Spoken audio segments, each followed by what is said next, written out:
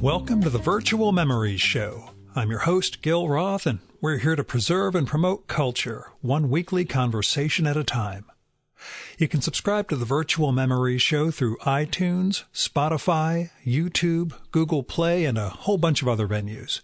Just visit our sites, chimeraobscura.com/VM or vmspod.com to find more information, along with our RSS feed. And follow the show on Twitter and Instagram at VMSPod. I ordered a couple of books last night from my local-ish bookstore, one from an upcoming guest, one from a famous writer who's already turned me down, and one from a past guest who's deceased.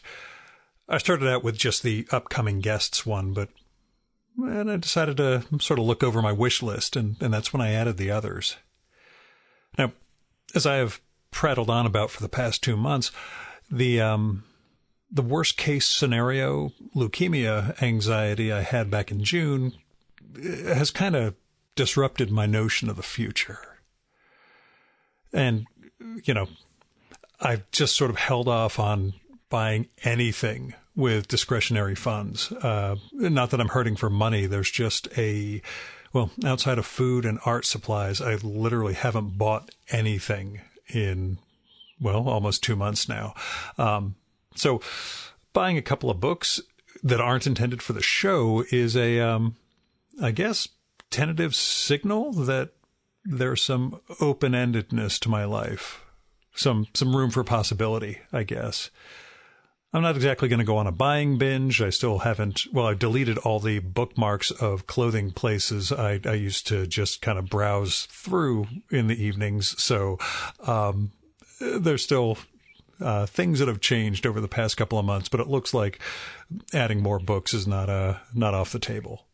So, meanwhile, this morning, early morning brought news of my first guest postponement due to COVID, which is a reminder that there's an awful lot going on outside my little world. The upshot is I may finally take a week off from the show in early September, maybe right after Labor Day.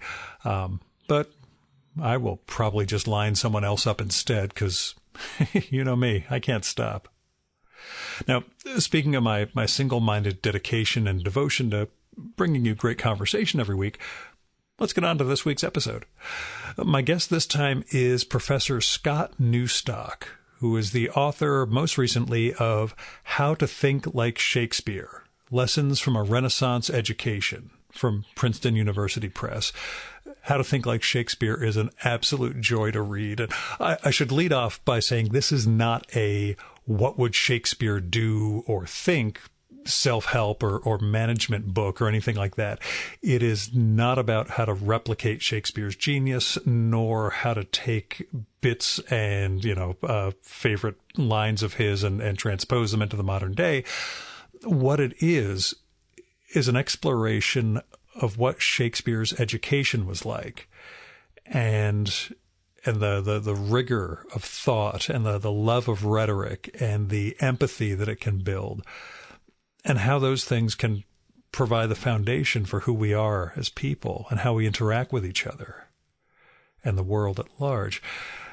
As an English professor and a father, Scott explores what contemporary primary education in America is like in the era of No Child Left Behind and the incentivization of assessments, I put that in air quotes, and the fixation on distance learning and the use of digital technology to supplant everything we've ever known about how people learn. And he paints a pretty harrowing picture of what kids and teachers experience nowadays. But the book, rather than focus on the negative, he, like I say, paints it pretty well, works more on what education once was and what it could be again. And in the writing, Scott marshals a ton of sources, letting great writers and poets stand in for him where appropriate, because paraphrasing, Erasmus or Montaigne is redundant when you can go to the source so beautifully, And he does a fantastic job of integrating the wisdom of the past to help us understand where we are right now and what we can regain. And he does it in a really conversational prose style that just flows right along. Though, as someone who considers his 2 years at St. John's College to be the most formative ones in his life, I'm biased, but this is a book that's right up my alley. And I'll also add that How to Think Like Shakespeare is a really quick read. 14 chapters, each around 10 or 11 pages. But within those constraints, Scott manages to achieve a great deal of depth and really get across what it means to be human, what we're losing in the present, and, what we can really, again, like I say, recapture, regain, and what we can, do for students to try to give them something more than just regurgitating facts, collectively hitting X% on whatever the tests and assessments are. I do have to offer up the big caveat, which longtime listeners know.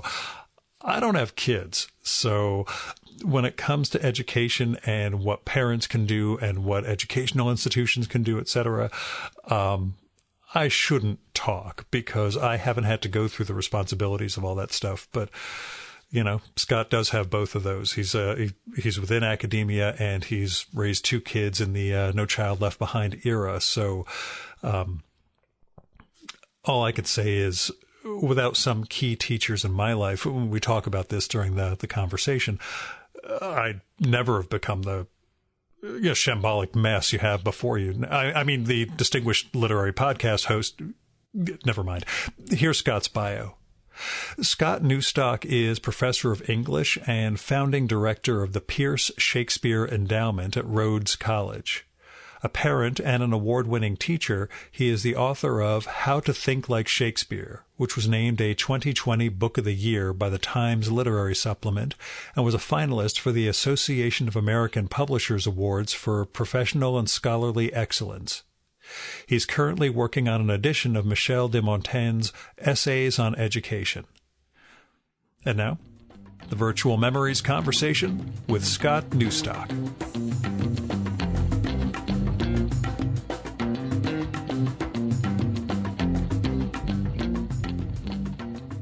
Where did this book begin for you? I know there was a 2016 essay that was sort of an inspiration or led into it, but tell me where How to Think Like Shakespeare began for you.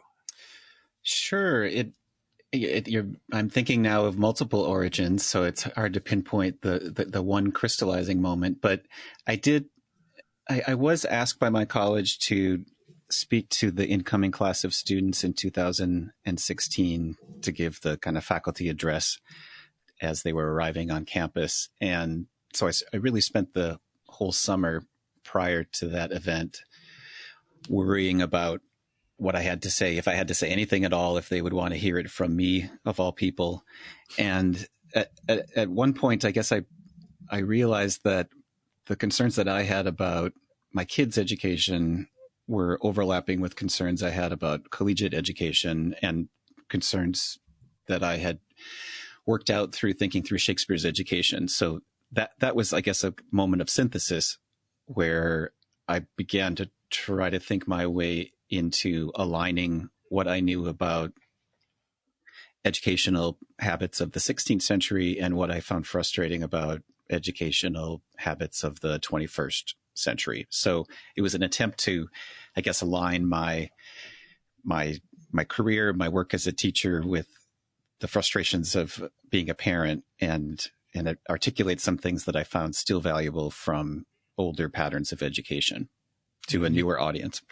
Continue to make me thankful for staying out of academia and not having kids. But, that's just a personal thing on my side. No, both agonizing. Yes, absolutely. Every time I sit down with somebody in that boat, I realize, wow, I really chose the right direction here, or at least didn't choose the wrong one. But before we get to what we can learn from Shakespeare's learning, where did your interest in that aspect of Shakespeare originate? Where did it come from for you? It's one thing to be interested in Shakespeare, right, but, to try to understand what his education was, it's a very different thing. Well, I've always been invested in the history of rhetoric and the history of teaching rhetoric. So that creates the foundation for most of the educational practices in that 16th century classroom across Europe. And it's the quick and easy explanation for why there was such an explosion of interesting and fascinating writing across all kinds of different national traditions in those centuries, in the 15th, 16th, 17th centuries. So that's a longstanding interest, is thinking my way into the long history of rhetoric, and then ways in which various creators emerge from that history and engage with that series of practices, and how that manifests in their work. So, in one way, it's kind of thinking of any writer and thinking your way back into what made them who they are, or at least what were some of the kind of contributing streams to what made them who they are. There's no one origin for any creator, but it's always fun, and I think rewarding, to speculate what kinds of models and inspirations and practices they had as children and as young adults that helped them do what they do and do what they did. And not giving away everything about the book, but what are we to learn from Shakespeare's learning? I think the main thing I would like people to learn from Shakespeare's learning is that it looks rigid on the outside, but in some really wonderful ways, it creates a platform or a basis for flexible and creative production. So I think we have a number of kind of false oppositions built into the way we talk about education today, as if reading old things is somehow contradictory to creating new things, as if engaging with the past is oppressive for thinking about the present. Whereas I think of those things as all wonderfully mutually constitutive and rewarding.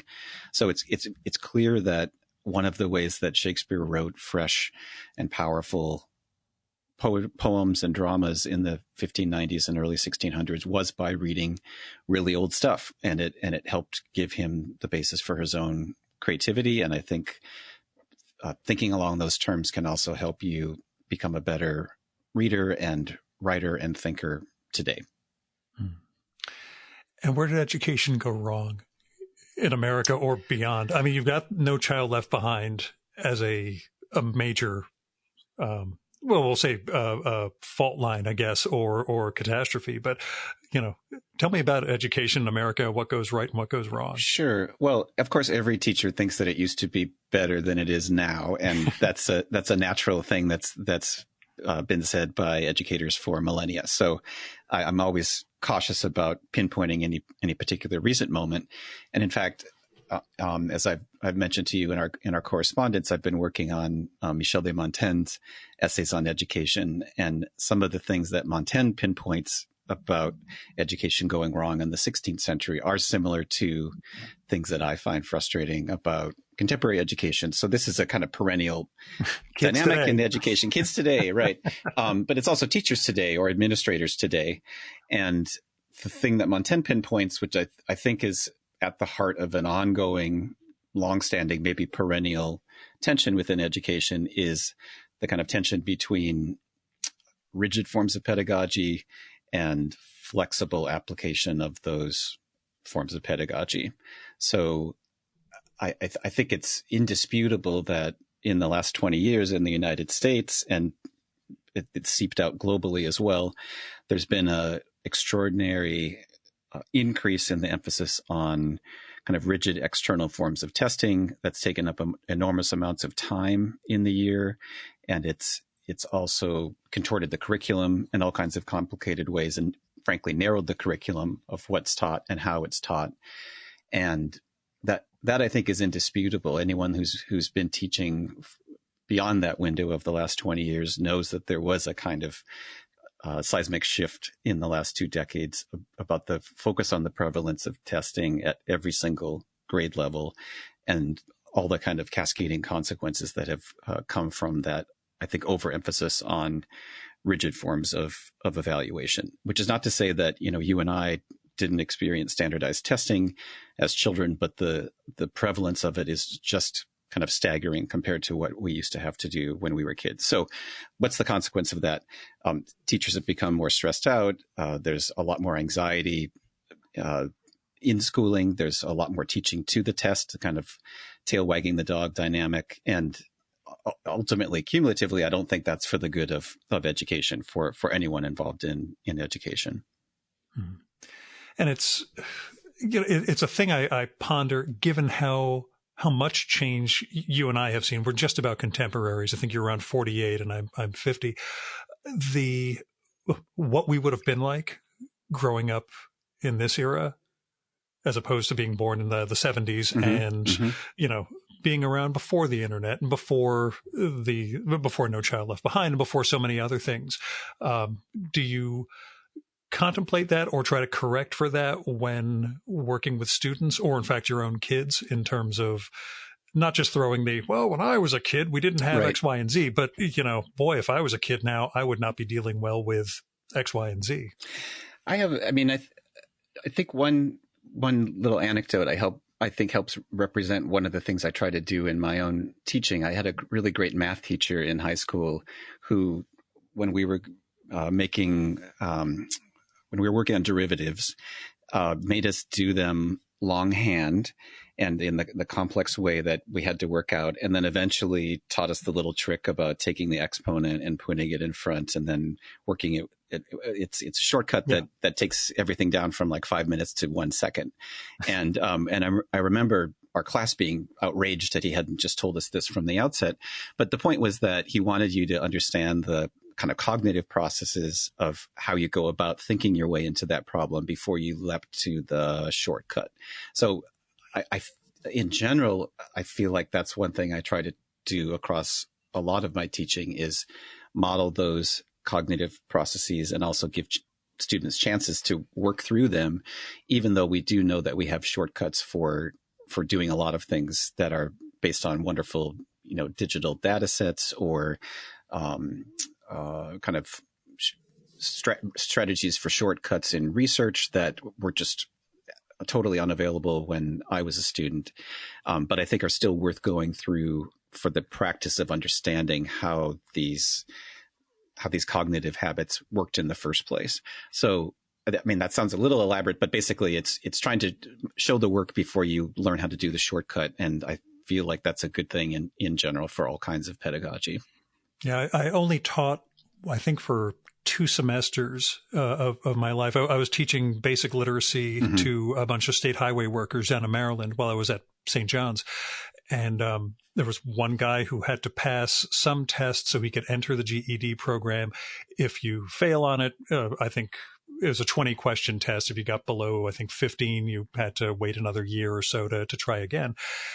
And I blasted the hell out of this guy and worked with him again and again and again, getting mm-hmm. him to understand this stuff. He takes the test and gets a 19 out of 20 and was mad at me because he could have gotten by with a few more missed answers. And why did I work him so hard? It was the single proudest moment I've ever had professionally. But at the same time, I've realized, he's not getting why this is actually a good thing, but he'll understand at some point down the line that, I did this A so he could, get through, and B because, you learn how to learn, you'll figure stuff out and have a better way to solve problems. Right. And ultimately, I think if you're going beyond the goals of the test itself, if you're trying to, as you say, learn how to learn or think through the larger process of what you're doing, the test actually then becomes easy. Like he aced the test. The concern is when you're so narrowly teaching to the test that it's both kind of evacuating the joy out of the learning, and you don't even do that well on the test as a result. So that it's a little bit of a paradox thinking about the best way to do well on a test is not to focus on the test, is to think about the larger task at hand or the larger goal or the larger craft at play. But I think that's part of the distorting dynamic of testing or any assessment in general. And sociologists have long talked about this, about the ways in which when you fixate on measurement, it actually distorts the value of the measurement itself.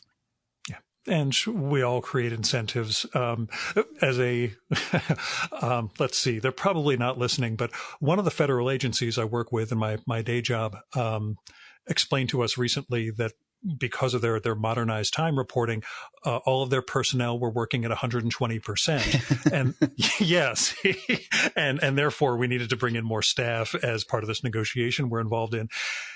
And I said, I think if that's the case, you may need to assess your time reporting tool, not your personnel workload, because it's not really feasible that the entire populace is working at 120, much like, we can't all be above average. Yeah, it's the Lake Wobegon, all the children are above average. Yes, exactly. Yeah, we're all texting this to each other on the industry side. Like, I'm not sure they understand what they just told us, but, let's work with this. But yeah, it's that sense of, when you've got certain tools, as you mentioned in the book, it's among the more common of commonplace things you mentioned is you give a kid a hammer, everything is going to get pounded at some point. If this is the one thing they have to do and the one tool they've got, this is what they're going to do.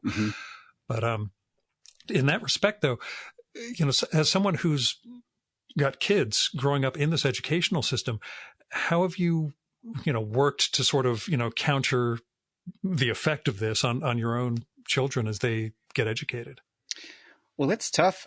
As I mentioned in the book, there was a moment when my eldest daughter was then 7, and she's a really vivacious kid. And she came home from school one day, and we asked her, what was a new word that she had learned this last month, and she kind of looked at us coldly and said, assessment. And I was shocked, and it was true because she was hearing it kind of barked over the loudspeaker by the principal, who was anxious about it because there was all kinds of pressure on him to increase the scores at the school. So it's tough because all of the signals that kids are getting from well-intentioned people, the principal was a good person, the teachers were wonderful people, but the system was putting pressure on those individuals, and that was getting transferred then to the children, to the students.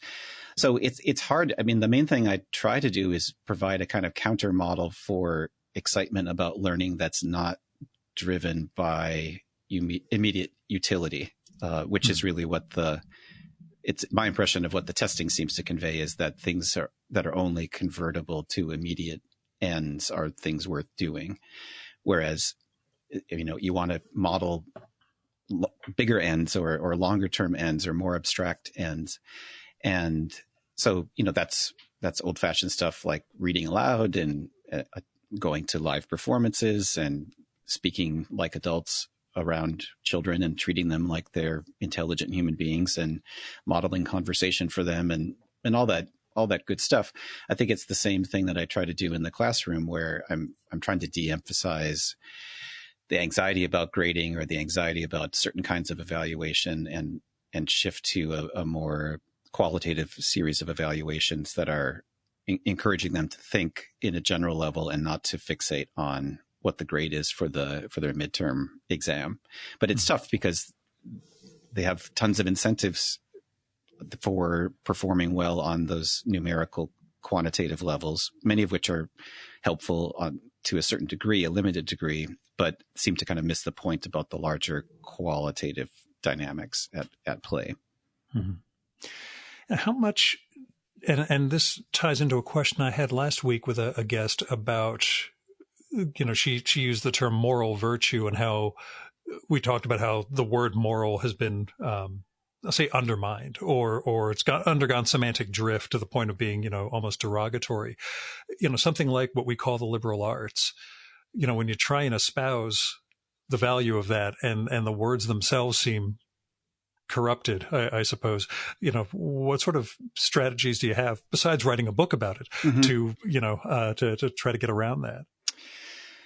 Well, I mean, for example, even with the phrase liberal arts, it's not a phrase I use in part because people just have too much baggage with both the word liberal and with the word arts. So, one thing I do pose at the close of the book is suggesting that maybe a better translation of that phrase would be something like the crafts of freedom, the kinds of habits or intellectual practices that you develop over years in order to become an autonomous human being who engages with the world and contributes to the world. So in some ways, what a French philosopher calls the small virtues of patience and practice and habit and listening and care are what kind of indirectly ultimately lead to the greater virtues that we like to talk about, but are actually very hard to, they're hard to model, and they're certainly hard to put into a particular program. But I do think that those kind of crafts of freedom are based on local, longstanding habits of mind and even physical habits of practicing writing and practicing emulating good models. So again, there's a number of words that I don't use in the book because I feel like they've either become evacuated of their original intent, or they're just a distraction, or they're too confusing for people that aren't already kind of habituated into that terminology. So I don't use the term humanities, which I think is off-putting in all kinds of complicated ways and not helpful. Sure. I don't talk about the phrase liberal arts. I don't talk about critical thinking. I'm just trying to make a shortcut to, this is great stuff, and look how fun it is to think along these lines, and look how many great thinkers and writers over time have done similar things that you too can do if you want. Yeah, and to that end, was there a favorite chapter for you? I don't know. I mean, they're all pretty quirky. They're essayistic. They interlink also. They do kind of interweave in some respects, but I wasn't sure if any of them were like, oh, I can't wait to tackle, X. I tried, there were some of them, I guess, one that I liked doing, I don't know if it's effective or not, but I had fun attempting, was the chapter on technology, not because I'm against technology. I use all kinds of digital tools in my classrooms, and I'm open to all kinds of strategies for deploying technology. But I just try to make the big gambit in that chapter of reminding us that there are lots of different kinds of technologies, including books and paper and handwriting, and that it's a mistake to fixate on any particular technology as being the solution to education. So there I kind of make a gambit, a gamble where I start talking about the technology of sand and how sand is really important in all kinds of unforeseen ways in the history of education. So it's a little bit coy, but it's trying to break through the sense that that technology is the silver bullet that will solve all of our educational problems.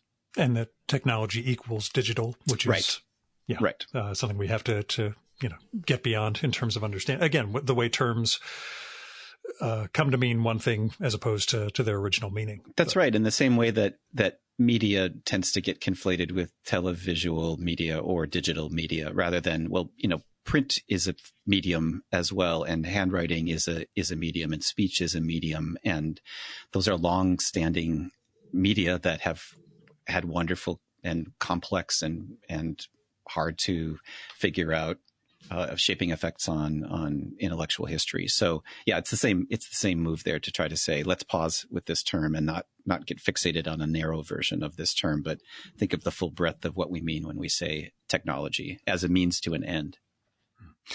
So that said, how disastrous has the pandemic been in terms of teaching and parenting, I guess, because your kids also required education of some kind, without getting too personal, if it's too personal a question to ask? No, it is. I mean, it's a good personal question.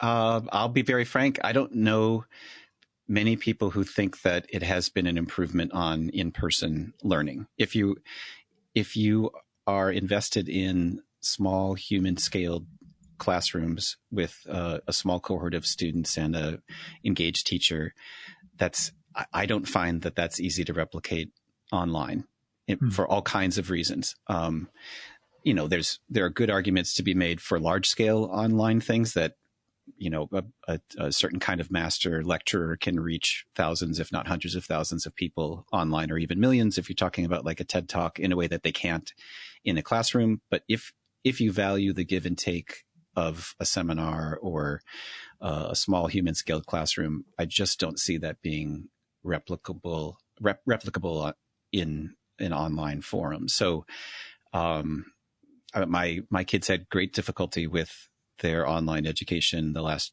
year and a half, in spite of having wonderfully devoted teachers who were doing everything they could to keep them engaged. It's just that for all kinds of, I think, complicated human reasons about the way we interact and the way we engage in person, it's really hard to engage in the same way on a 9 by 13 inch flat screen where everybody takes up 1 square inch of an image. So, again, to everyone's credit, every single teacher I knew bent over backwards doing the best that they could with the circumstances that they had. And in fact, most teachers that I know, myself included, were easily working twice as long to get kind of half the effect.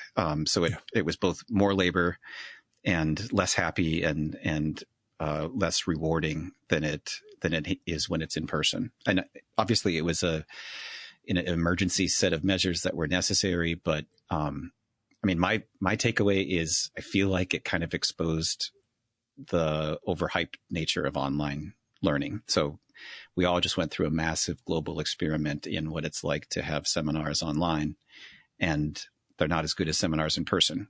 They're cheaper. There's all kinds of, things. We can have this conversation from afar. I've been in online seminars with people from all over the globe. That's great. That's not economical to do that. It's not viable on a level of spending money on bringing those people into the same room. But I don't think anyone denies that it's better to be in the room together if you can afford it and if you can afford the time to make that happen. And going back to in-person, when does your semester start? Or are you on sabbatical or anything? No, it starts next week. Okay. So you're ready for that?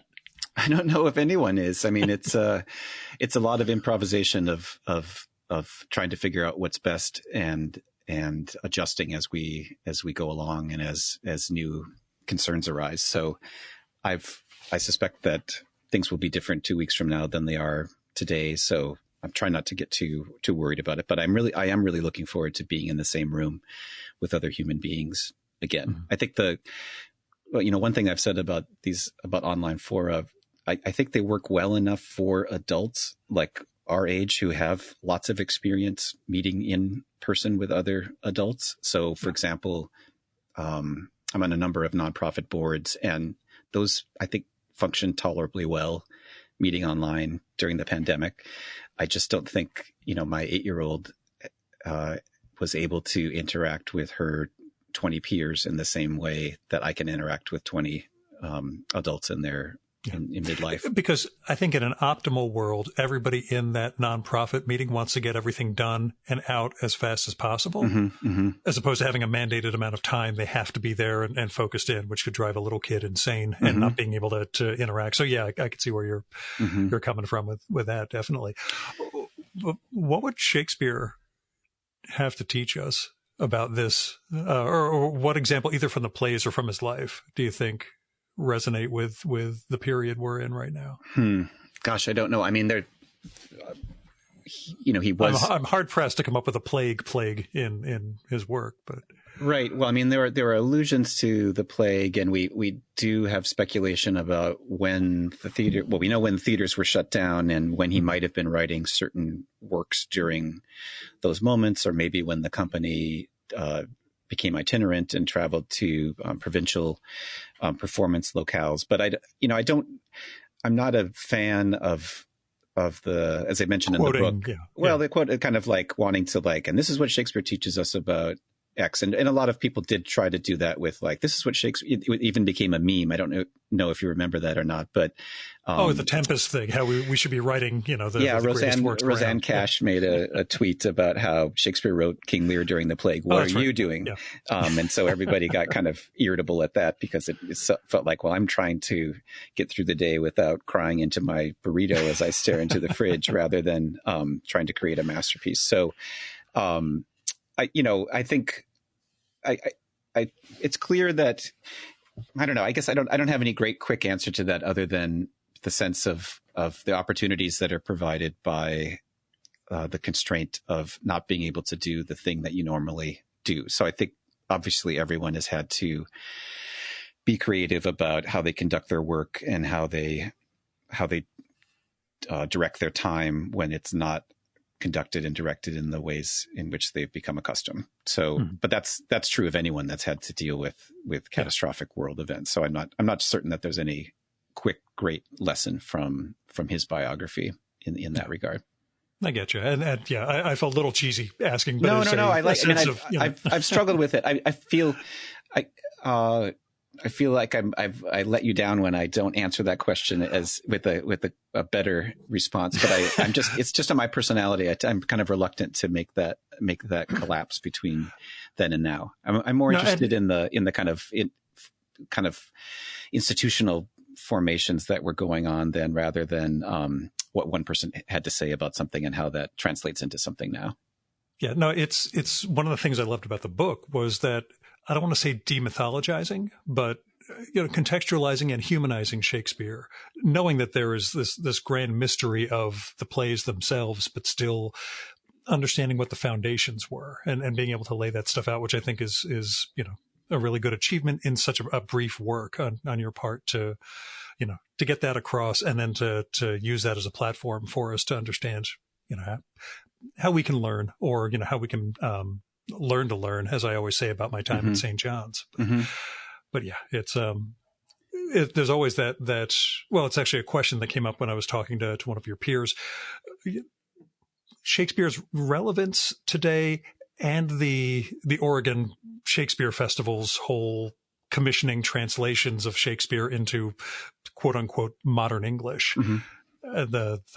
What do you think of that sort of thing? I suppose that idea of how we need an English rendering of somebody writing in English. Well, I mean, it's indisputable that there's a 400 plus year gap between us and the production of those works, and that gap is getting longer every single day, and the language feels more and more distant every single day, and the high school curriculum of what you would have read between then and now has narrowed on a daily basis. I think that's indisputable, and so I understand the motives for wanting to either translate an entire play or particular passages from the plays, whether that's individual lines or speeches, into more accessible contemporary speech. And Shakespeare was translated into foreign languages already in the early 17th century, shortly after he died, and there were adaptations done within decades translating into more contemporary English or into other idioms. So, there's nothing new about that. I love the language, and I love how it stimulates my mind to puzzle it out when I don't understand something.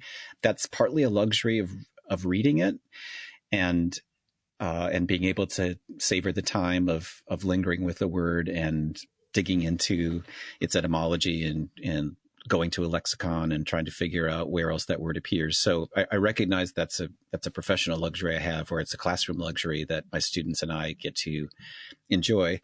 I do think that a good performance that has actors who really know what they're saying can convey alien words, or words that are opaque to us now in 2021, to a modern contemporary audience, because they know what that word means, and they're enacting it with the kind of momentum of the whole speech. So I don't know that it's as much of a kind of crisis that the moment demands that, maybe, as some of those translations seem to imply.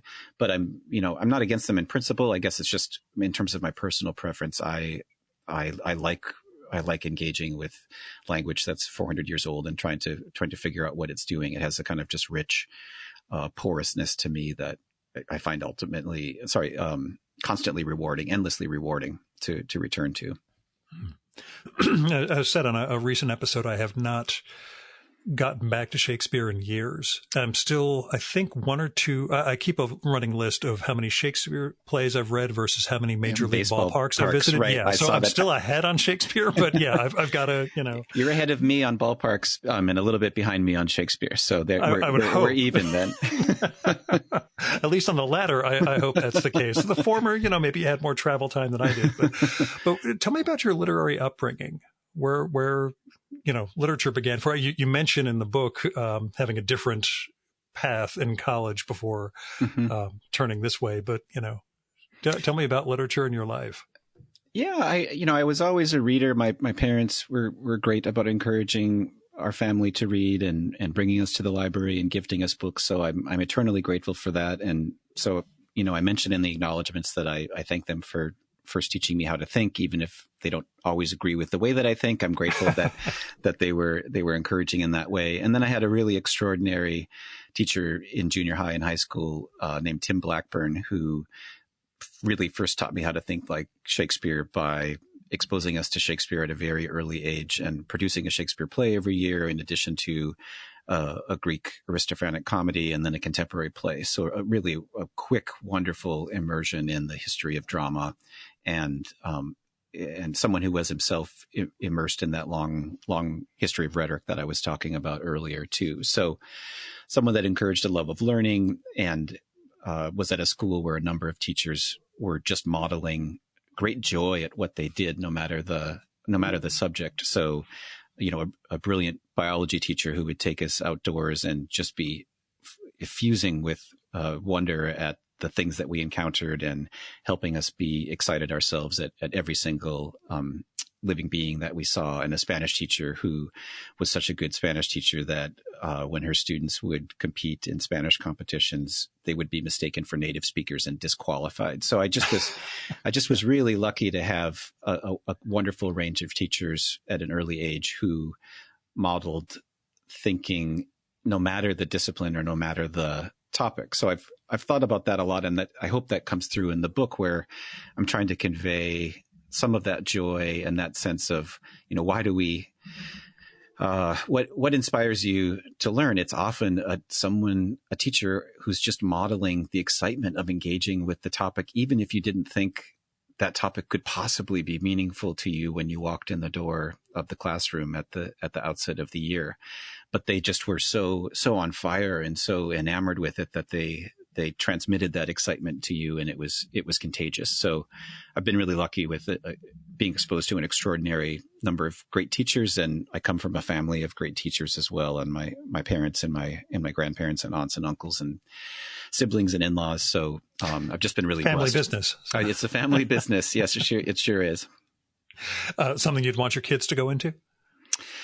Gosh, I would want depending them, on the field, but well, yeah. I really don't care about the field. I think I'm more interested in seeing them have that same fire lit in them, no matter what the field is. So whether that's woodworking, or whether that's a particular language, or that's a certain kind of verbal making, or other kind of artistic making, or scientific pursuit. As long as that's there, that I think will be a fulfilling route to their lives. If they want to convey that to others, that would be great. And if they can do that in a school or some kind of realm where that's rewarded and they have the autonomy to do that, I think that would be great too. I'm incredibly sympathetic. I am incredibly sympathetic to teachers going into the teaching profession these days, who I think are dealing with a kind of stultifying series of assessments and oversights that I worry either turn them off from entering the profession in the first place, or kind of sapped some of the enthusiasm for teaching that they had as they were entering that field at the outset. So if that's something they want to do, I certainly would encourage it. But the bigger point is to be excited about something in the world and to be really immersed in it like a craft. We just started watching a new show on Netflix this weekend called The Chair, about a woman becoming the first female chair in her English department at a Ivy-ish looking school. Mm-hmm. And the big question that comes up, especially among the older professors, is do you read the student evaluations? Which I guess I should ask you. Student evaluations, is that a thing that as a professor one engages in? Or do you pretty much ignore it the way people try to say that they don't read the reviews of their books? No, I do. I take those evaluations very seriously and solicit them informally at different points in engaging with students too. And it's part of my formal evaluation on a semester by semester, as well as at larger evaluative points in any teacher's career. So the thing that I find helpful in those is less less incidental comments on the reading that we did, and more the kind of, you helped me to break through this frustration that I had, and I'm grateful for it, even though I didn't like it at the time that you were making us do X, Y, and Z. So that to me is helpful feedback. And the feedback that I really value the most is the long-term feedback. So when I hear from students 5 or 10 years out from the class, that seems meaningful to me. I think one unfortunate thing about the way that evaluation works these days is it's actually completed before the end of the semester.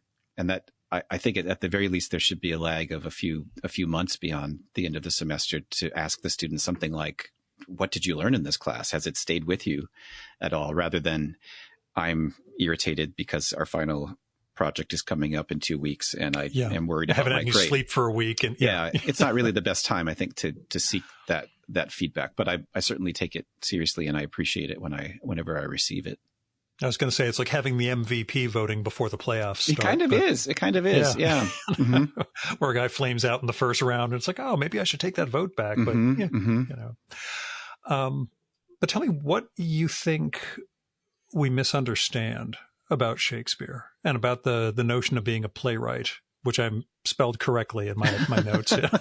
How did you spell it? I want to hear it. Wright, right. Of course. Yeah. Right. Which I always know, but when you cite it in the book, I'm like, yes, I can understand how that can be misread, and the misreading leads to, a misunderstanding of what it means to create. Yeah, it's one of those, it's as we say, a teachable moment when a student submits that first essay and they say Shakespeare was first of all, some of them say he was a novelist, which makes me a little sad, but a fiction novelist. A fiction novelist. So there's my chance to, a fiction novelist writing in Old English. So there's my chance to correct a couple of misconceptions and use it as an occasion to say, okay, why does it matter that we don't use that word novel until 150 years later, and what does it mean to write in Old English versus early modern English, and think our way back into what those terms mean.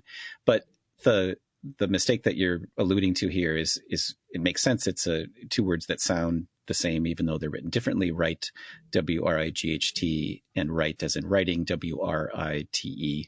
And it's natural to think that we say someone's a playwright because they write plays, W-R-I-T-E, but it's actually that they create plays like a craftsperson creates plays, that they're wrought, like the same way we talk about a cartwright as someone who makes carts, or a shipwright as someone who makes ships. It's a term, it's an Old English term that's used for someone who crafts things or who kind of bends them to their will. And that, to me, I think is a quick and helpful way to start thinking your way into what it means to do any kind of artistic production, which is a lot more like making a crafted object than it is like making something from nothing. And I try to convey that as best as I can, about thinking about Shakespeare as someone who engaged with his predecessors in his reading and his engaging with his sources, as well as someone who engaged in all kinds of wonderful ways with his peers, whether he was competing with them and trying to outdo their writing, like we clearly see with his relationship to Christopher Marlowe, or whether that is something like working in a company. He had a unique status in his theater of being a sharer or a member of his company, his theatrical company. So he was invested in the long-term vitality of that company and worked with the group of actors over a period of almost 2 decades. So he could write. We know that he wrote particular roles for particular actors, and there's even fun evidence of that, where sometimes in a play you'll see the name of the actor instead of the name of the character before as a speech heading, a kind of slippage that happened because it actually was Will Kemp who was speaking that particular speech that happened to be Feste in Twelfth Night or something like that. So that sense of working with other people and engaging with them and revising things with them and working inside jokes into a play, or allowing room for improvisation to take place within a play. I think that's fascinating. And it also, as you said before, it kind of demythologizes an individual and turns it more into, wow, this is someone who really knew how to take advantage of a lot of other talented people around him and synthesize that and make it into a terrific artistic creation, but it wasn't making something out of nothing. Yeah. I forget who you quote in the book, who sort of talks about the business aspect. I can't remember if it was David Byrne or someone else. The idea, it's in the constraints chapter, and I'm blanking right now. Maybe there's a section at the end where Bob Dylan is quipping in his response to the Nobel Prize of saying something like Shakespeare was a business person, and he was, like me, he was wondering about what was going to happen in the production that night, and where do I get a skull? And and are there good enough seats for my patrons? Yeah, it's in freedom. Yeah. That's right. Yeah. And I think I like that. I think that is accurate to the way that artists have to work. That they're not immune to the market, but they're not slaves to the market either. They have a very complicated relationship to how their things are received in the world and how they make money doing it. So yeah, I love that. I love that speech from Dylan talking about Shakespeare as an everyday worker, as an artist who wasn't thinking of his work necessarily as poetry initially, but it was producing for an audience at a particular moment in time with a particular company in a particular theater and a particular nation and political circumstances. Yeah. Oh, there was a guest I have who I'll leave nameless, even though he doesn't listen to this. He has a script that's on the blacklist, basically the great Hollywood screenplays that have never been produced. And he sent it to me before our show and read it, thought it was really good, mentioned it to another guest. It was all during a trip out to LA, mentioned it to another guest who was friends with him. And that guy explained to me exactly why guest A's screenplay could never get produced. And just like walked me through all of the movie making considerations and budget aspects and everything that ties into it. I was like, oh, that makes all the sense in the world. Okay. Yeah, I get it. This is a great story and it works really well and it can only be filmed, but it can never be filmed. Okay. That's, understanding where art works and doesn't work within particular forms, I guess. It's a business. So much of these things are, you still need patrons of some kind or an audience of some kind and a way to produce. That's, which again, I sidestep by, doing all this myself and praying to God somebody listens. But, occasionally I come across people like you, so it all works out. I mean, no, this has a huge listenership and they're all going to buy your book. That's why you're on a Sunday afternoon sitting down to, I'm just kidding. But the thing I wonder, especially about teaching in this era and about Shakespeare's relevance, as we talked about, is there a particular play that grabs students who would otherwise just say, yeah, Shakespeare, I don't get it. Is there something just in reading in a classroom setting that or in your setting that gets them, that they would not have expected to grab them? I don't know about a particular play. I do love teaching the sonnets because they are, individually brief, but cumulatively long enough that you can learn more about them as you're going through reading them. And they're very teachable in the classroom format, that you can sit down and read one and you can read it really closely. And a lot of people can comment on it and bring new things to bear on it that I've never heard of before and never thought of before. And they're kind of infinitely, available to new audiences and new readers. And I think that might be a surprise for some students, or it might feel more dynamic than the way they've been taught poetry before. And I love reading the sonnets alongside students for that very reason. But I don't have a go-to play. If I have to assign a single play by Shakespeare that I think has that hook in the way that you're seeking. I mean, in some ways I would point to a peer like Marlowe as someone who would have that kind of a hook to draw you into the like sex, drugs, and rock and roll dynamic of Elizabethan theater. Shakespeare, I find more. Marlowe, I find wonderfully in your face, and Shakespeare, I find fascinatingly coy about a lot of things. So that if I have to do one Renaissance play in a survey of literature, Marlowe tends to be my hook over Shakespeare, and less familiar to a high school reader, and fascinating then too, because he's very un-Shakespearean about a lot of things. I've made the comment that the most Shakespearean contemporary piece of writing is The Power Broker by Robert Caro, his enormous study of Robert Moses.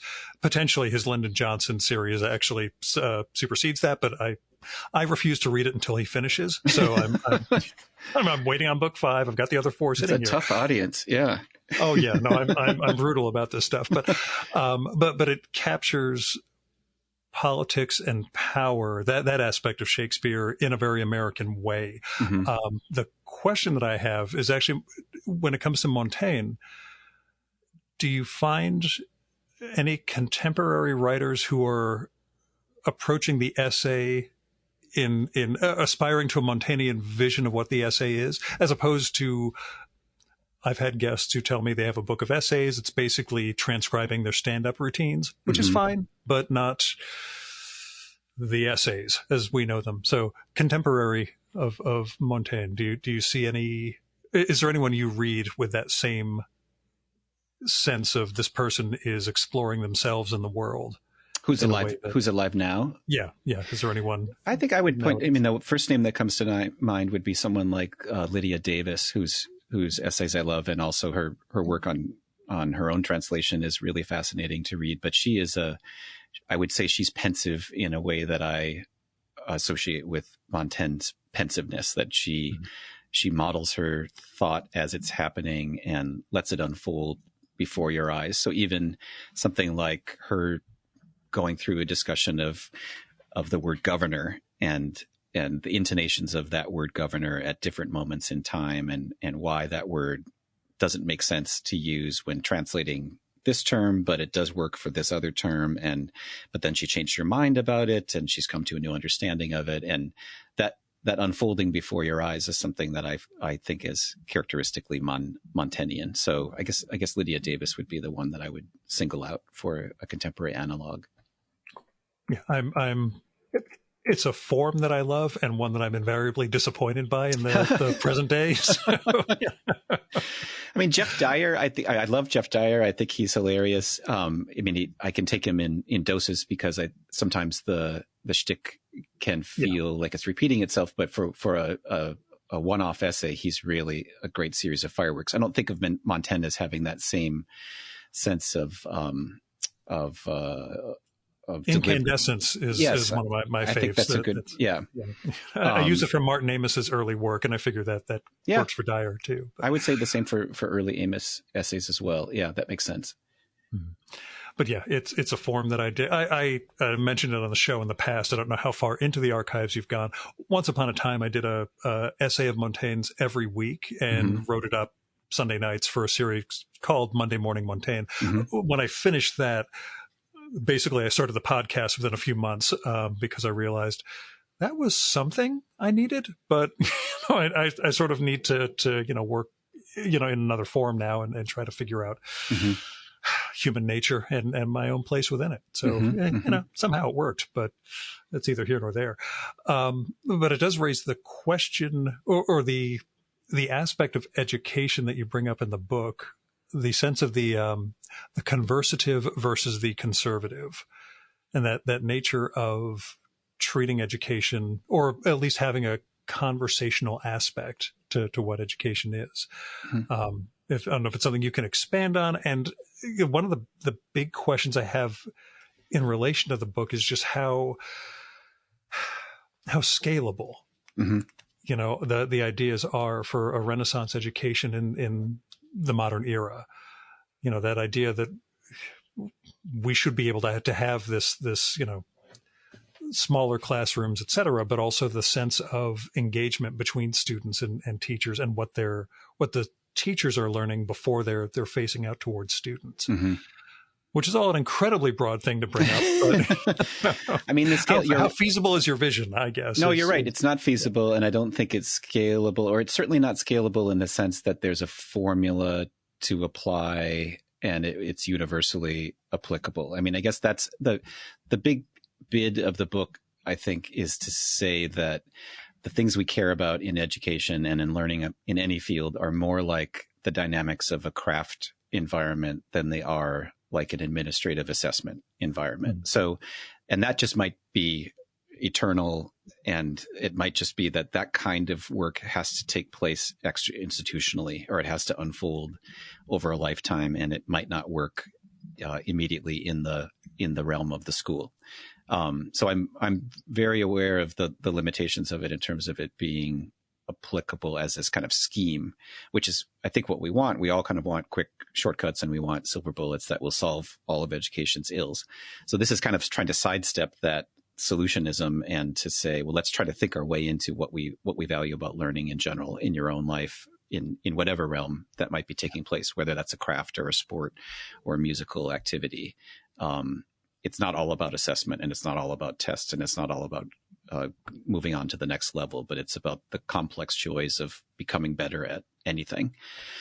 The question about the conserving versus conversation or conversing sense of education, I think it's clear to me that Shakespeare and his contemporaries and a lot of writers whom I adore are writers or creators who are in a kind of conversation with their predecessors, even those long dead to them. And we have the famous image of Machiavelli going into his study at the end of the day and putting on his robes and feeling like he's in a live conversation with thousands of years of writers, or the same thing that Petrarch does when he's writing letters to deceased writers, like Seneca, that he admires and loves as a kind of friend.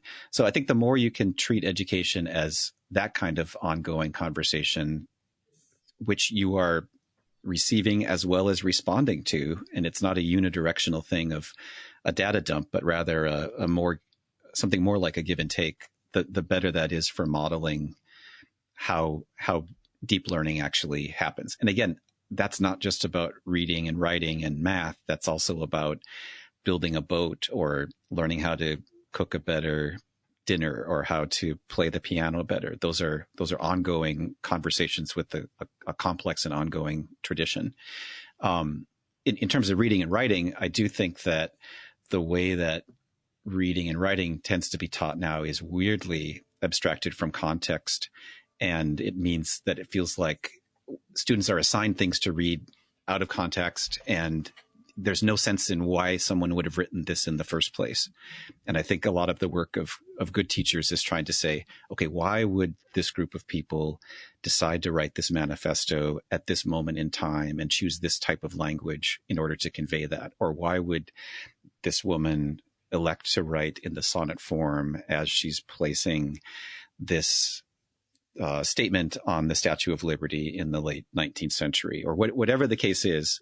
The more you can remind yourself that this human creation emerged from this moment of time in dialogue with all kinds of contemporary and historical pressures, and that you are part of a long-term dialogue with those historical and contemporary pressures, I think the better education becomes. And I guess is a tough question, because I don't want to put you in a position of dumping on students or, anything like that. But, how have students changed for you over the years you've been teaching in that way? Do you see the effects of that sort of education, that decontextualized data dumping, score well on the exam mentality, when they reach college? Has it changed, or is it something that you're getting, a certain subset who, are more engaged or otherwise, willing to learn? No, I mean, the willingness of learning to learn has always been there, and always, I hope, will always be there. I think what has happened is that they've been given less of that context for all kinds of complicated reasons, and there's some technological pressures that have led to that kind of flattening of context. So I think I feel like I have more of an uphill struggle than I used to in terms of kind of selling them on the notion of whether the way I approach reading is worth their while. That having been said, I feel like the breakthrough is even greater and the payoff is even more wonderful than it ever has been, because it's a type of thinking and a type of reading that they're not habituated to. So I don't know if that makes sense. They're kind of two sides of the same coin. Like, they haven't been doing this as much as they used to in high school. And if they're able to see the value of it, it's, I think, eye-opening in a way that was not the case 20 or 25 years ago when I first started teaching. Yeah, it sounds like it's a pent up demand they didn't know was pent up. That I hope that there's a need there that is not, it wasn't necessarily satisfied by their primary education up till then. I hope it's a harder sell, or I feel like the need to find ways to draw them into that kind of thinking and reading is more difficult than it's ever been. But I do feel like the breakthrough is greater than it's ever been as well. If I'm able to reach that point, but it's difficult. Yeah. One thing I want to point out about the book also, where you do cite a number of important teachers and other people from your youth, who you cited also in our conversation. You don't bring up the bad teachers at all, which I is to your credit, that happens, because there have to have been some bad ones in the process. But any temptation to air grievances in the course of doing the book, or is it more about celebrating the good parts of education? I think it's celebrating the good parts. I mean, it's easy. I do quip at the beginning that it's easy to mock 16th century education for all of the things that were horrible about it: corporal punishment, sex exclusion of women unless they were wealthy enough to have a private aristocratic tutor, exclusion of cultural minorities, whether that's Catholics or immigrants or whatever the case might be. So I'm not naive enough to think that all teachers everywhere have always been great and this is the best education that's ever happened. The goal is to try to recuperate and celebrate the good stuff about education, and at least remind us of some of those potentially enduring traits of earlier patterns of education. And the same thing for my own teachers. I certainly I've had not great teachers, and in fact, some that were not dissimilar from some of those worst things about the 16th century that I just mentioned.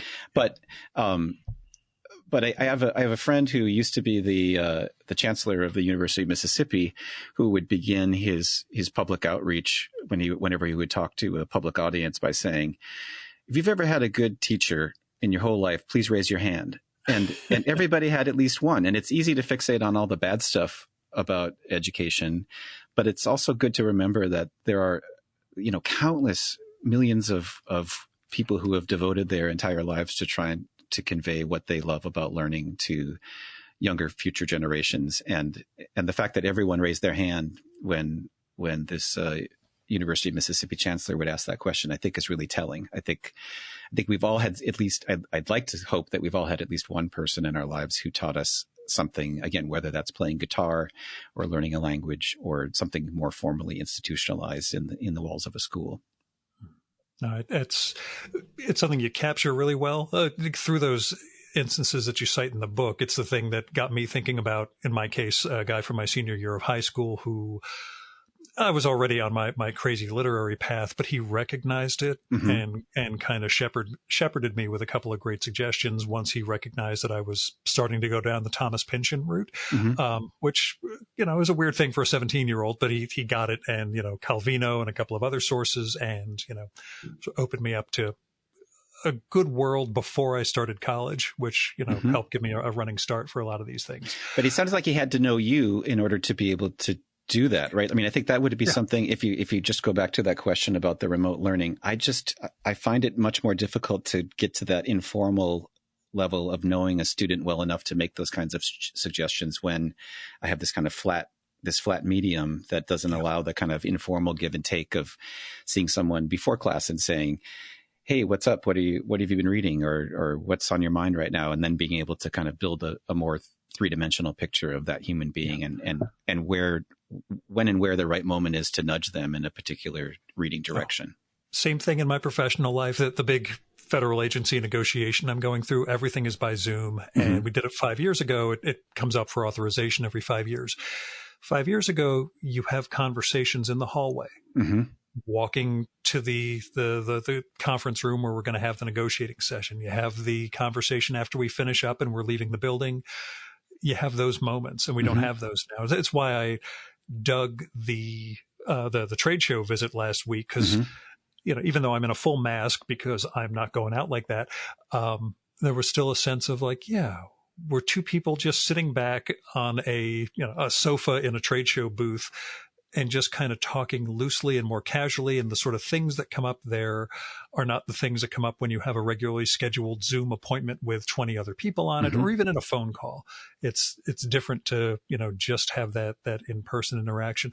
I say this as someone for whom schmoozing is a mutant superpower. That's my thing, is just having those conversations. The funny thing is that teacher that I was referring to, I didn't actually have a class with him. I moved to this school my senior year, and somebody just said, "Oh, you need to talk to Joe Blake," because he recognized this other student recognized some of the weird stuff that I was reading and into, and just said, "This guy will help." And it was the same thing. It was sitting in his classroom after hours and just shooting the breeze, where it turned into you need to read William Gaddis, and this and that opened up, which again, for a 17-year-old, little heavy duty, but yeah. I mean, the other thing is that's a luxury, that he had the time that he could afford that kind of attention to you. And I think that's not scalable. I don't think, he could make that series of personalized recommendations to 1 million people or 1,000 people. It's partly because he knew who you were and where you were in your life at that point, that he could pinpoint that it was a good fit between him and you at that particular moment. It's recognizing those sets of interests and the sort of persona, and maybe recognizing that this is what you were like when you were 17 or 18. Yeah. And clearly he was a wide-ranging reader himself, and so he had a big inventory of things that he could pull from. I mean, there's a quotation from Erasmus. I can't remember if it's in the book or not, but Erasmus basically says, the early 16th century educator, predecessor to Montaigne and the other humanists, saying, really, even an elementary school teacher, a grade school teacher, has to have read everything, or a ton of things. So that way, then you can select the handful of things that you hand to this class or this student at this particular moment. So it's you have to have the full sense of the whole field before you can select from it the individual things that you're tailoring to that particular student. Which raises my question, which actually is going to come up in the week after this one too. Do you keep margin notes? Do you actually write in books? Okay. Academics tend to, but I figured, you might be one of those. Well, my favorite, no, I do, less so in scholarly books. I tend to transcribe notes there because I'm not really engaged in the same kind of, back and forth with what I'm reading. But in primary texts that I read, I love keeping notes, and I love keeping notes in the same volume over successive years of reading or teaching the same text. Yeah. So I have for example, I have taught Paradise Lost frequently, John Milton's great epic poem, and we do a marathon reading of the poem at the end of the semester. And I have a volume that I use to take notes during that marathon reading. And I love looking at the kind of archaeology of what puzzled me in 2010 when we read it. And an exclamation mark in the margin when my kid Axel was there, when the word Axel was recited in 2012, or my daughter Pearl was there when the word Pearl came up on this one particular passage. So I love that. And that seems to be, that's another way of reading, which is not reading for the content, and it's not reading for the linear takeaway aspect, but it's actually the immersive, ongoing, enriched engagement with a complex thing that you can return to again and again throughout your life. So the marginalia is a record of that, and I love that. And I have volumes like that from deceased teachers and mentors which I love returning to just kind of puzzle over what they were thinking about when they were looking at this book. I find that a kind of way to converse with the dead too. Yeah, see, and that's my exact reason for not keeping them, which I also mentioned next week. Just that absolute terror that someone's going, Gil thought that was profound. Why would he underline this? There's just the sheer shame of my utter shallowness is why I don't keep them. I just dog your pages so people can try and guess what I thought was what brilliant thing you were thinking at the time. Yes, that's funny. The other guest thinks it's for my biographers, but I think it's more about the FBI. But either way, I don't keep notes in the books. Is what I'm saying. I just dog ear stuff. They can figure it out later. But but yeah, that's it's a funny thing. Not funny. It's actually terrible. Simon Critchley, the philosopher and teacher, when we recorded, he told me that he had lost his copy of The Peregrine by J.A. Baker, which was exactly that volume that you're talking about. It had years of readings notes within it, and he took it with him on a vacation and can't find it now, and was crestfallen when we were recording because the book contained more than the book. I mean, it contained, like you say, an archaeology of his thought through something that meant so much to him for so many years, a touchstone, That's funny. I lost a copy of the Peregrine right at the outset of the pandemic too, and it wasn't until could be a conspiracy. Maybe there's a thief, a Peregrine thief, like the reverse Dodo. It's just bizarre. It's that Mel Gibson character who collects all the copies of Catcher in the Rye, and just because he likes them, not because it's not a conspiracy theory, but he's just obsessed with that one book. But maybe that's the case for the Peregrine. Well, Zena Hitz is a fan of Peregrine as well too. It's just a marvelous book. It's a cult. I've just turned my brother onto it.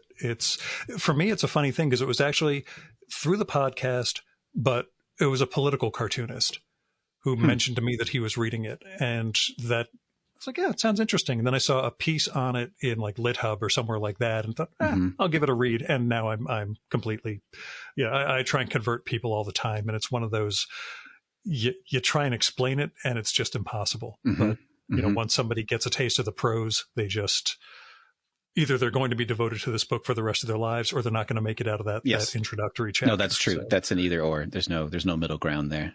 Yeah, but it's something. So I should have asked Zena if she had any questions for you, but is there anything you want to say to her across the podcast ether in case she's listening? Oh, gee. I just talked to her last week, and I'm talking to her again next week on Zoom, of course. She's starting, I don't know if she mentioned this with you. I can't recall. She's starting a new online kind of tutorial program called the Catherine Project. That's a really marvelous thing. Are you familiar with that? Did that come up?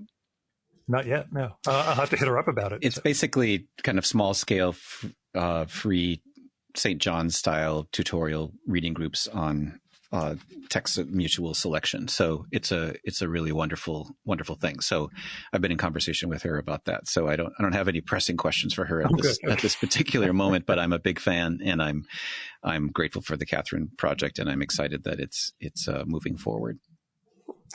So I guess the real question I should ask then, it was an interview with you from this past March, where they ask, what is the book you should have read but have not yet? And you mentioned not having gotten around to Anna Karenina yet. Have you managed to cover it in the intervening 5 or 6 months? Or is it still, I'm reading it slowly with my 15-year-old, a chapter every couple of nights, reading it aloud. And so we just finished the third part of it. So we're about a quarter of the way through in terms of total pages. So no, I haven't fulfilled that yet, but I am working on it. I have, with reading aloud with the family, I like doing multiple books simultaneously and kind of carrying them on. So I read Peregrine with my middle child during the pandemic, except for losing it at that one window when we had the interruption there. But we love reading aloud, and it's a great way to be in conversation with a younger generation. Pavir and Volokonsky, or did you pick a different translator?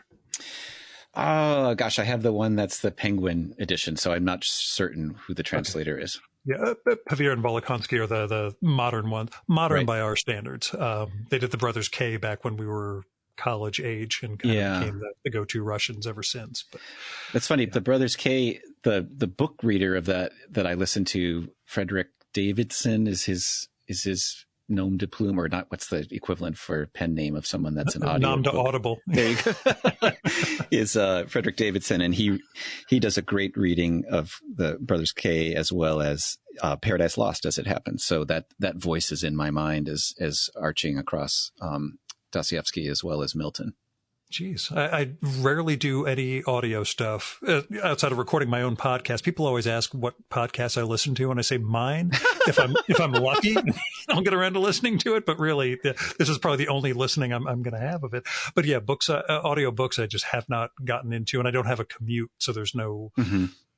Like everybody else in the world, you've all caught up with me now. I work from home, and I pretty much always have. So yeah, it's just never been back in the. Again, grad school era with St. John's, my brother turned me on to audio of Orwell's essays, which became our traveling go-to, which I still have on audio cassette, even though I don't have a device that can play them. I do have them on a bookshelf over here. I've got to get them converted at some point. But yeah, so audio books, though, are well, I would say worthwhile thing as far as you're concerned in terms of well, we have family that lives in Minnesota, so we make an annual trek from Tennessee to Minnesota in the summertime, and there's a lot of time on the road then, and that's when we do long audiobooks at that point. Gotcha. So we've listened to some great stuff then, but not my commute is short too, even before the remote teaching. I'm only about a mile away from the office. I'm really fortunate to be able to live so close to the campus here. Cool. So last question, again, what is virtue and can it be taught? Which I know Plato as opposed to Shakespeare, but still. Can it be taught? I feel like small virtues can be taught, and that they indirectly can add up to greater virtues. And I think that those greater virtues can also be modeled through wonderfully different forms of lives that you see in teachers and in other figures that you admire in your life. So maybe that sounds like I'm hedging or I'm avoiding the answer, but I think there's a kind of a two-pronged approach that at least I have in my head of the small things that are meaningful and maybe bigger than we realize, as well as the big things that are harder to transmit directly, but are conveyed through models of examples of people's lives. You're more direct than Socrates, so I'm going to give you an A on that one. Scott, thanks so much for coming on. I really enjoyed the conversation. Yeah, it's a pleasure. It's really nice to be able to chat with you. Thank you for making the time.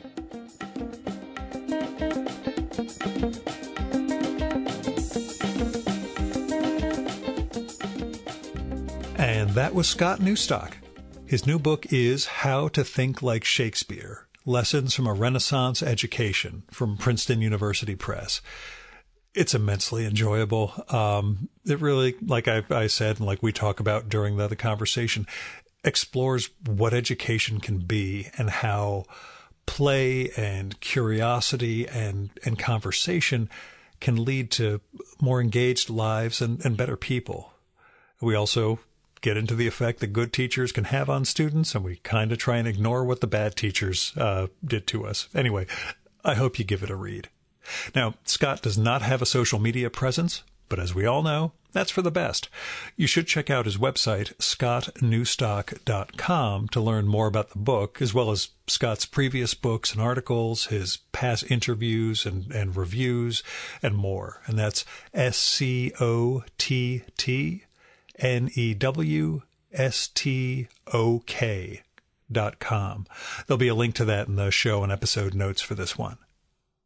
Now, you can support the Virtual Memories show by telling other people about it. Let them know there is this podcast out there where there's this guy having conversations with people every week about their work and art and life and our culture.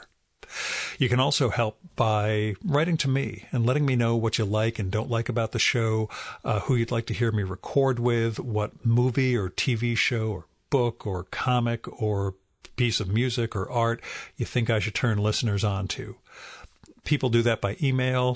Sometimes they send postcards or letters, which I always dig because I like the physical. But you can also leave me a message on my Google Voice number, which is 973-869-9659. That goes directly to voicemail. I do not answer it. So you don't have to worry about me picking up and getting stuck in an awkward conversation with some weird podcast guy. You get 3 minutes to leave a message. You can leave a second one after that. If you want, if it's okay, I can include some of your voicemail in an upcoming episode of the show. Tell me if that's good or not. I'll also hit you up before doing something like that. But anyway, just get in touch. Tell me what you think. Now, if you've got money to spare, don't give it to me. I've got a Patreon and PayPal and all that stuff, but really, my job treats me just fine. My finances are okay. So if you do have money to spare, I hope you'll use it to support individuals and institutions in need. You can find people through GoFundMe, Kickstarter, Patreon, Indiegogo, and other crowdfunding sources. And if you're looking for somewhere to start with institutions or foundations, there's always your local food bank. There is the Poor People's Campaign. There are freedom funds. There are a lot of things you can do if you have the resources to spare to help build a better world. So I hope you will. Our music for this episode is Fella by Hal Mayforth, used with permission from the artist. You should visit my archives to check out my episode with Hal from the summer of 2018 and learn more about his art and painting. And you can listen to his music at soundcloud.com/Mayforth. And that's MAY4TH. And that's it for this week's episode of the Virtual Memories Show. Thanks so much for listening. We'll be back next week with another great conversation. You can subscribe to the Virtual Memories Show and download past episodes at the iTunes Store.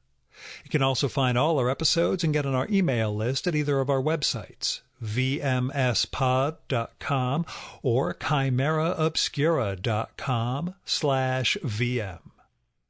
You can also follow the Virtual Memories Show on Twitter and Instagram at vmspod, at virtualmemoriespodcast.tumblr.com, and on YouTube, Spotify, and TuneIn.com by searching for Virtual Memories Show. And if you like this podcast, please tell your pals, talk it up on social media, and go to iTunes, look up the Virtual Memories Show, and leave a rating and maybe a review for us. It all goes to helping us build a bigger audience.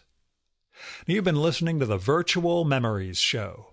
I'm your host, Gil Roth. Keep reading, keep making art, and keep the conversation going.